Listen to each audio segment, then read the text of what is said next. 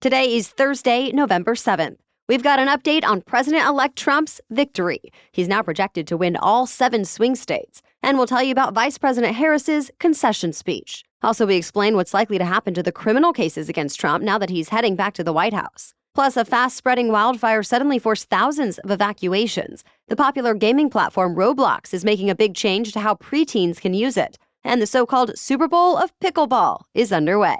Those stories and even more news to know today, next. Welcome to The Newsworthy. All the day's news in around 10 minutes. Fast, fair, fun, and on the go. I'm Erica Mandy. Thanks so much for being here. You ready? Let's do this. The United States could be in for a momentous change. As more votes get tallied, it's become clear Americans overwhelmingly decided to re-elect former President Donald Trump just 4 years after deciding to remove him from power. As of this morning, he has secured 312 electoral votes, well over the 270 needed to clinch the election.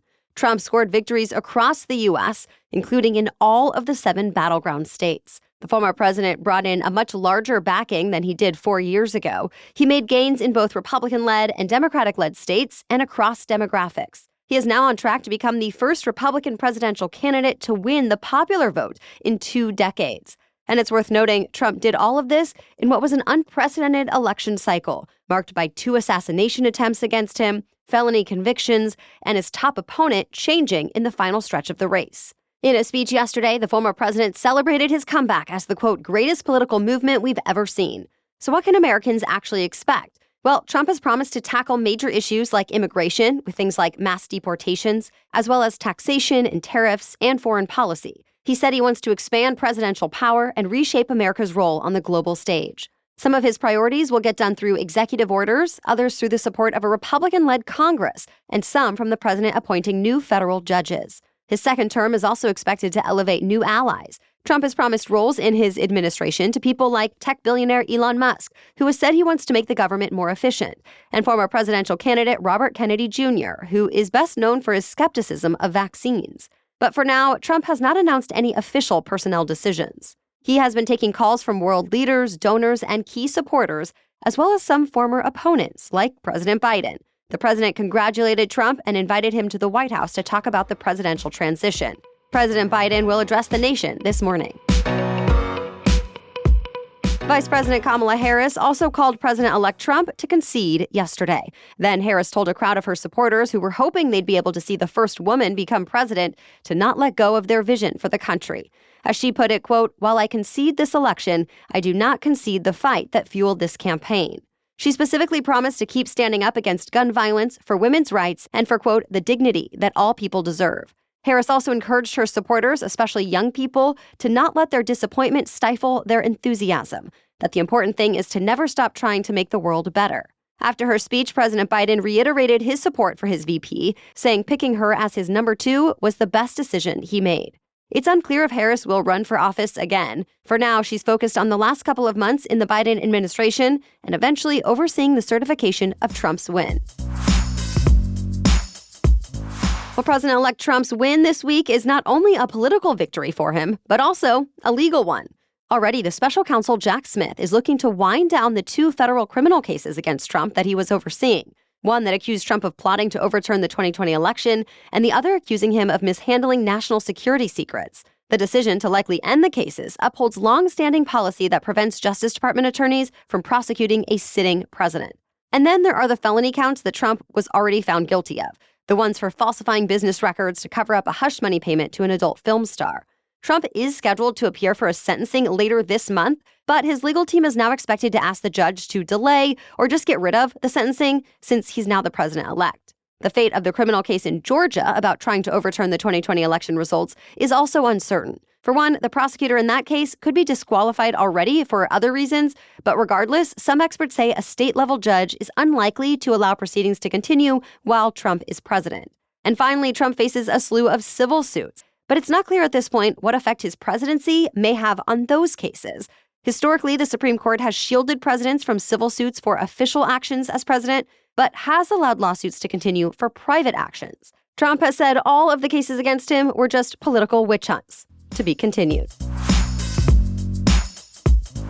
Well, we have a quick update for you on where things stand when it comes to the control of Congress. We already knew that Republicans have flipped the Senate and will take control come January. But the size of the GOP majority is still uncertain, with a few key races still being counted.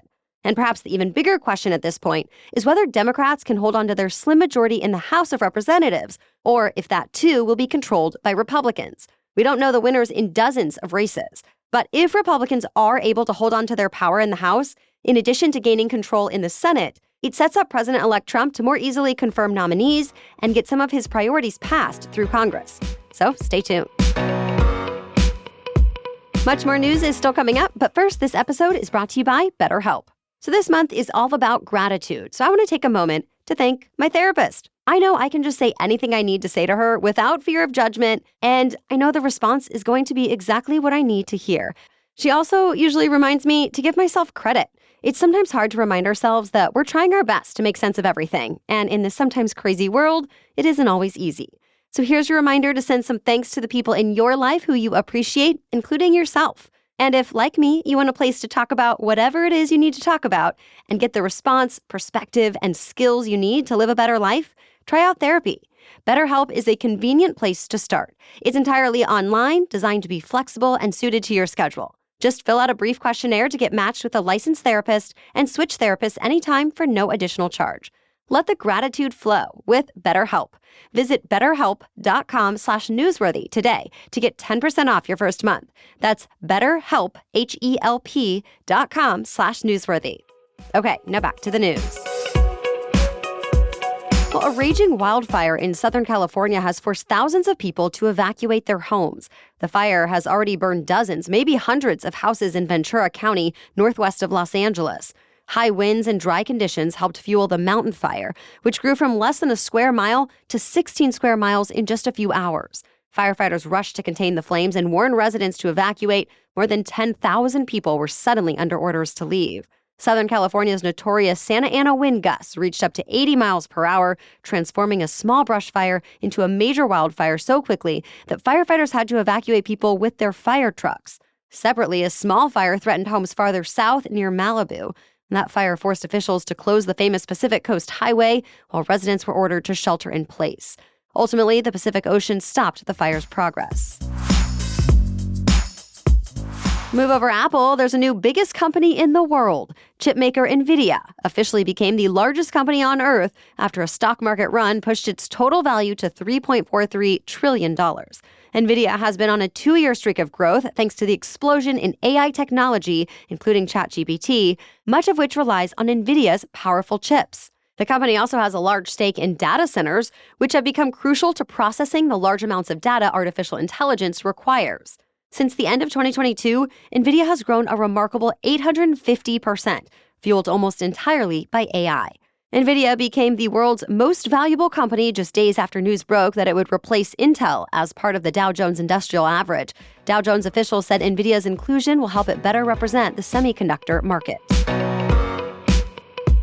The popular gaming platform Roblox is the latest tech company to limit how kids use its product. Children under age 13 will no longer be able to access so-called social hangout spaces. They're basically online forums where users can chat with each other and draw on virtual chalkboards and whiteboards.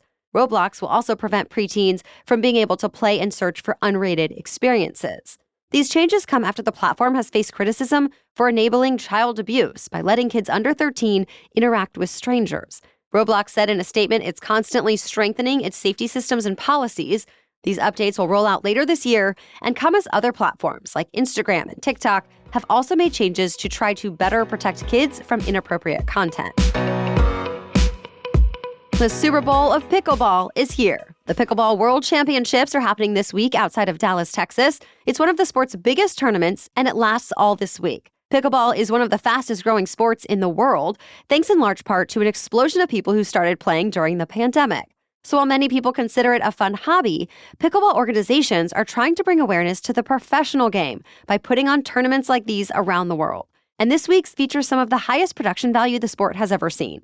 There will be concerts, food vendors, and a specially built 3,000-seat stadium that will host pickleball's top professional players. Those top professionals make millions of dollars just for showing up. But more than 3,500 amateurs also signed up to compete across 300 brackets, and their registration fees help pay for the sport's professional growth. Amateur winners can take home thousands of dollars depending on their bracket and level. If you want to watch the action, you can sign up for a new subscription service called Pickleball TV. That's it for the main news today, so now it's time for Thing to Know Thursday. But first, a quick break for our sponsor. What are you enjoying about fall so far? I'm personally a fan of pumpkin patches and the cool, fresh morning air and family cuddles with thick blankets. You know what else I love this season? Cozy cashmere sweaters from Quince, starting at just $50. From the style to the price, Quince has it all. Quince items are priced 50 to 80% less than similar brands.